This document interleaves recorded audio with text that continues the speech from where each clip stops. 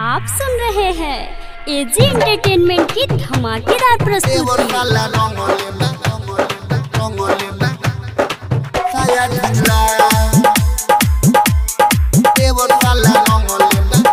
Mix by AG recording studio. DJ Kanchan Raj Muzaffarpur.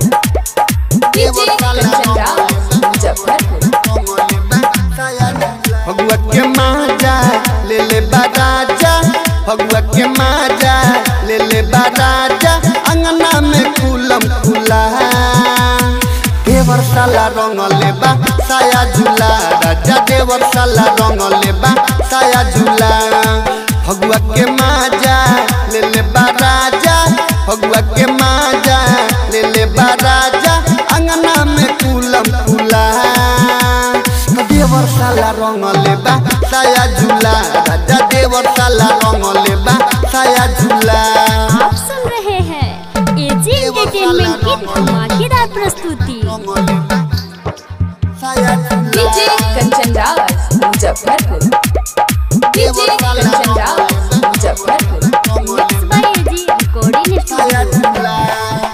जो बन बाटे छिलले ऐसन रगल दे सुखले रंगवा हो, हाँ रंगवा हो, धक्का खूब बयकावारी डाल के पिचकारी खा के भंगवा हो, हाँ भंगवा हो।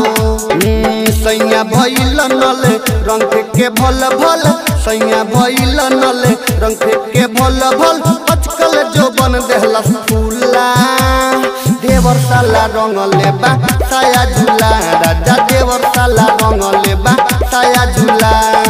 भगवा के माजा ले ले बाराजा, भगवा के माजा ले ले बाराजा, अंगना में कुलम खुला देवर साला रंग लेबा साया झूला, राजा देवर साला रंग लेबा साया झूला। आप सुन रहे हैं एजी एंटरटेनमेंट की धमाकेदार प्रस्तुति।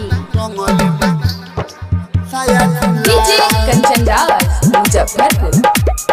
DJ Kanchan Raj Muzaffarpur. Mix by AG recording studio. मैं रही घोरत गरी रहे फूल तो सलिया में, तो सलिया में हमर हाथ रहे बाजला गावेला पागल हमरा गलिया में, रंगवा गलिया में। राइटर विजय सभी गादेल फेसो, राइटर विजय सभी गादेल फेसो, दिनेश प्रकाश से पोल्हा पोल्हा देवर साला रंग लेबा साया झूला, राजा देवर साला रंग लेबा साया झूला। भगवा के माजा ले ले बाराजा, भगवा के माजा ले ले बाराजा, अंगना में कुलम खुला देवर साला रंग लेबा साया झूला, राजा देवर साला रंग लेबा साया झूला। एजी रिकॉर्डिंग स्टूडियो रोशनपुर सपहा।